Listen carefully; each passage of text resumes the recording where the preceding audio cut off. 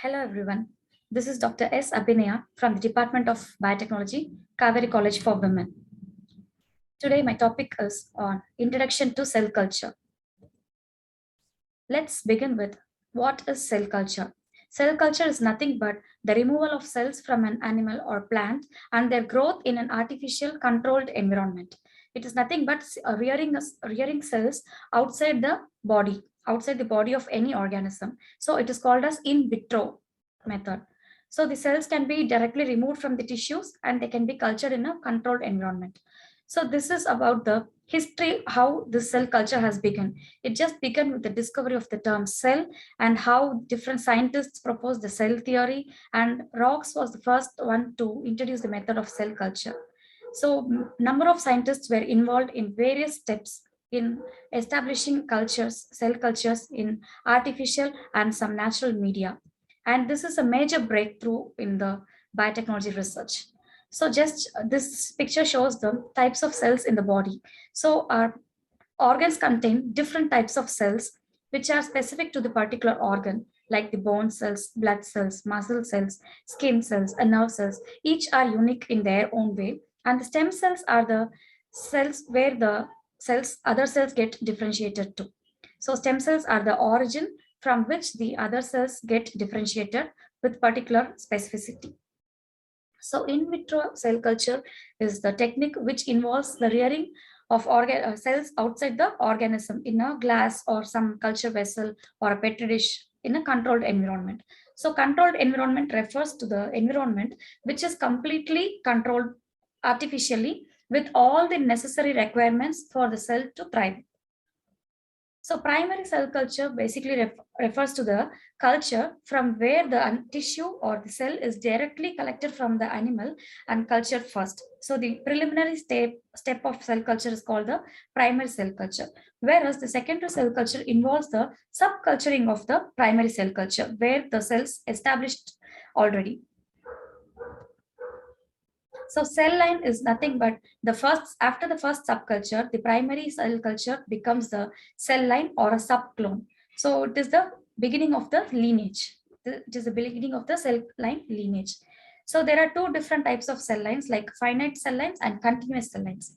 So normally the cells used to divide only for a limited number of times before losing their ability to proliferate. So after a particular point, they will reach senescence where they will not be dividing further. And this type of cells are called as finite cell lines, whereas the continuous cell lines have indefinite divisions.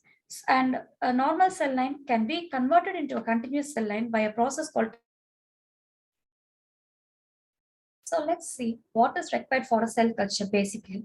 The basic cell culture facility requires a unique and very dedicated infrastructure which should be completely aseptic. It should be isolated from the other parts of the buildings, and it should have limited access to people. And the building can be constructed, or the facility can be constructed in an area where there is a minimal footfall. So this is the basic prerequisite of establishing a cell culture facility. So this picture shows the layout of aseptic environment which is required for a basic cell culture facility.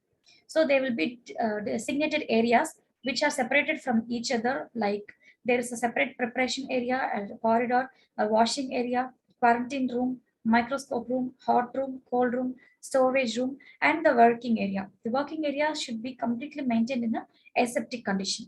So this is the basic layout of a cell culture facility. And the cell culture requires different consumables like culture vessels. And this picture shows the tea flasks, which is the most preliminary type of cell culture vessel. So it is available in different volumes based on the need. And the cells can also be cultured in different multiple plates. And the essential media is required. So media plays a very crucial role in the growth and morphology of the cells. So the medium can be supplemented with fetal bovine serum or some other serum, which provides nourishment like growth factors and other necessary factors for the proper thrival of cells. And there are so many consumables like serological pipettes in various volumes, and all the products should be disposed after a single use. Most of the products cannot be used for a multi times. And this is the pipette dispenser, but this will be used for aspiration and dispensing of the fluids. And this is the biosafety cabinet, which is the very most prerequisite of any culture facility. And also we have CO2 incubator. This is somewhat different from the normal incubator where the CO2 influx will be produced completely in order to maintain the gaseous exchange properly. And also we have an inverted microscope here.